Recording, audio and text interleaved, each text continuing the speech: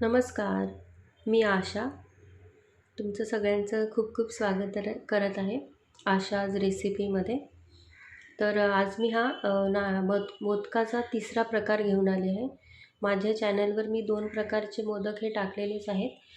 एक आहे नारळ ड्रायफ्रूट मोदक आणि एक आहे रव्याचे मोदक आणि हा तिसरा प्रकार आहे रसमलाई मोदक. तर आपण हे ना पनीरचे बनवलेले आहेत.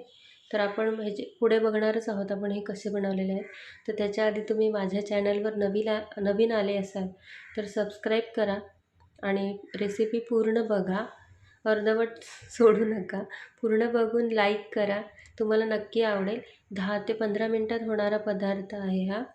जास्त वेळ लागत नाही बनायला. तर आता आपण बघूया पुढे ही रेसिपी मी कशी बनवलेली आहे आणि ह्याच्यासाठी मी काय काय साहित्य घेतलेलं आहे. तर चला बघूया. तर ह्याच्यासाठी मी हे सगळं साहित्य घेतलेलं आहे आणि हे जे पनीर आहे मी 250 ग्राम म्हणजे जवळजवळ पाव किलो पनीर घेतलेलं आहे आणि ही अर्धा कप मिल्क पावडर घेतलेली आहे. जर तुमच्याकडे मिल्क पावडर अवेलेबल नसेल तर तुम्ही डेसिकेटेड कोकोनट असतं ना, सुकं खोबरं, ते घेऊ शकता.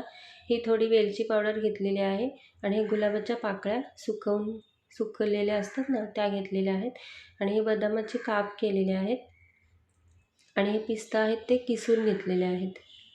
ड्रायफ्रूट तुम्ही तुमच्या मर्जीने घेऊ शकता, काजू वगैरे. आणि हे केसरचं दूध आहे. केसर मी थोडं दुधामध्ये भिजत ठेवलेलं. आता आपल्याला काय करायचं, हे जे पनीर आहे ना, ते असं आपल्याला असं हाताने असं थोडंसं मॅश करून मिक्सरला त्याची ना अशी पेस्ट करून घ्यायची, क्रीमी पेस्ट. थोडं क्रीमी टेक्स्चर येतं ह्याला. हे किसून घ्यायचं नाही आहे, नाहीतर ते असं जाड रवाळ होतं.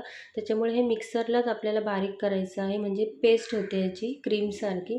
तर हे बघा मी पेस्ट करून घेतलेली आहे. बघा हे असं टेक्स्चर आलं पाहिजे क्रीमीसारखं. हे बघा, ह्याच्यामध्ये अजिबात आपण गुठळ्या किंवा असे दाणे ठेवायचे नाही आहेत. हे पूर्णपणे मिक्सरला असं क्रीमी टेक्स्चर येईपर्यंत आपल्याला हे बारीक करायचं आहे. तर आता आपण हे बनवायला घेऊया. तर ह्याच्यासाठी मी ही जाड बुडाची कढई घेतली आहे. तुम्ही नॉनस्टिकचं कढई घेतली तरी चालेल, म्हणजे त्याच्यामध्ये हे जळणार नाही. म्हणजे थोडंसं जाड बुडाचंच भांडं पाहिजे. तर त्याच्यासाठी आता मी कढई गरम करून घेतली. मग आता हे 1 चमचा आपण तूप टाकूया. तूप गरम झालं की लगेच आपण जी पनीरची पेस्ट करून घेतली आहे ती आपण ह्याच्यामध्ये परतवायची आहे. हे सगळं आपण जे इन्ग्रेडियंट्स घेतलेले आहेत ते सगळे आता हळूहळू आपण मिक्स करून घ्यायचे आहेत. आधी पनीर थोडं 2 मिनटासाठी परतून घ्यायचं. याला अजिबात वेळ लागत नाही. 15 ते 20 मिनटात होऊन जातं हे सगळं. मोदक रेडी होतात. तर आता हे आपण परतून घेऊया थोडं तुपामध्ये. थोडं मीडियम गॅसवरच परतवायचं आहे, म्हणजे लागायला नको. आता ही मिल्क पावडर जी आपण घेतलेली अर्धा कप, ती पण आपण ह्याच्यामध्ये आता मिक्स करून घेऊया. हे थोडं मिश्रण आहे ना, आता थोड्या वेळाने थोडंसं पातळ होतं. पण काही घाबरायची गरज नाही आहे. नंतर त्याला दाटसरपणा येऊन जातो. आता हे आपण परतून घेतलं मिल्क पावडर टाकून पण. आता आपण पिठी साखर टाकणार आहोत. पिठी साखर मी ही 4 चमचे पिठी साखर घेतलेली आहे. तुम्ही जाड साखर आपली घरातली जी नॉर्मल साखर आहे ती घेतली तरी चालेल. हे बघा, हे 4 चमचे मी साखर घेतली आहे, पिठी साखर. आता हे परतून घ्यायचं आहे चांगलं. पिठी साखर टाकल्यामुळे आणि मिल्क पावडर टाकल्यामुळे हे थोडंसं पातळ होणार आहे आता पुढे. त्याला हीट लागल्यामुळे हे पातळ होणार, कारण साखरेला पाणी सुटतं. तर आता हळूहळू हे पातळ होत जाणार आहे. आता हे बघा, हे असं पातळ होतं आणि हे जे आपण केसराचं दूध बनवून घेतलेलं ते पण ह्याच्यात टाकायचं. केसर टाकल्यामुळे याला खूप छान असा कलर येतो, रसमलाईसारखा पिवळा. त्याच्यामुळे हे मोदक रसमलाई मोदक आहेत.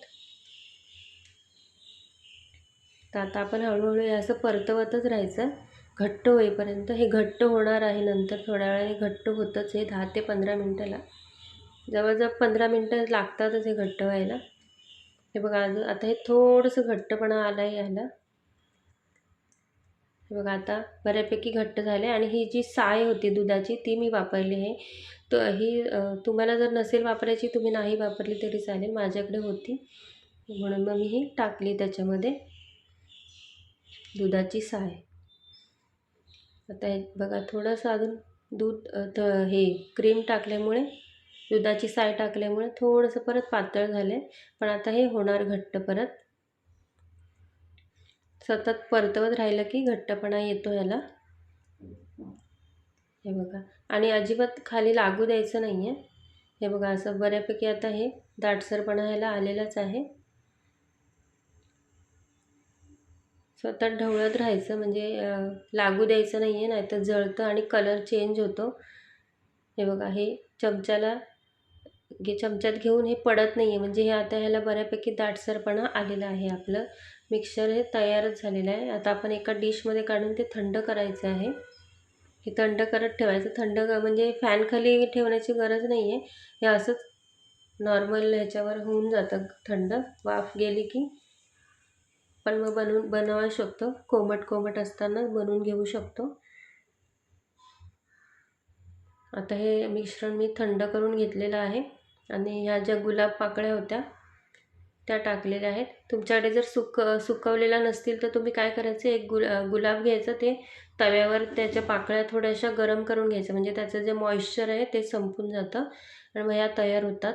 आणि आता मी वेलची पावडर टाकली आहे आणि त्याच्या आधी मी जे बदामाचे काप होते ते टाकले आहेत. थोडं ड्रायफ्रूट टाकून घ्यायचं आणि आता हे सगळं मिक्स करून आपण मोदकाचा जो मोल्ड घेतला आहे त्याच्यामध्ये आपण मोदक बनवून घ्यायचे. सुरुवातीला त्या मोदकाच्या मोल्डला आपण थोडंसं तूप लावून घेऊया. तूप लावलं की मग हे जे ड्रायफ्रूट होते, आपण पिस्ता घेतलेला तो टाकून आपण हे मोदक बनवून घ्यायचे. ह्या प्रकारे एकदम सोपी रेसिपी आहे, लवकरात लवकर होणारी, काही वेळ लागत नाही याला. गणपतीमध्ये खूप कामं असतात, त्याच्यामुळे आपण रोज उकडीचे मोदक नाही बनवू शकत, तर मग ह्या प्रकारचे वेगवेगळे असे झटकीपट होणारे असे मोदक बनवू शकतो. आणि ह्या मोदकाला अजिबात टाईम लागत नाही. हे बघा लगेच होऊन जातात, हे 10 ते 15 मिनटात होऊन जातात. हे बघा किती छान दिसतंय. हा आपला रसमलाई मोदक तयारच झालेला आहे. आणि गुलाबाच्या पाकळ्यांनी पिस्त्याने हे सजवायचं, म्हणजे खूपच दिसायलाही अप्रतिम दिसतं. आपण हे असे बनवून घेऊया आता एक एक मोदक. किती सुंदर दिसते बघा. आता हे मी बनवून घेतलेले आहेत मोदक, सगळे तयार झाले आणि थोडंसं मिश्रण उरलेलं, तर हे 2 छोटे मोदक झाले. तर तुम्हाला ही रेसिपी कशी वाटली? आणि ह्या गुलाबाच्या पाकळ्यावर आपण ही सर्व करून घेऊया. खूप छान दिसतंय बघा, सुंदर दिसतं एकदम. दिसायलाही सुंदर आणि खायलाही तितकंच अप्रतिम चविष्ट असं पनीरचे आपण रसमलाई मोदक बनवलेले आहेत.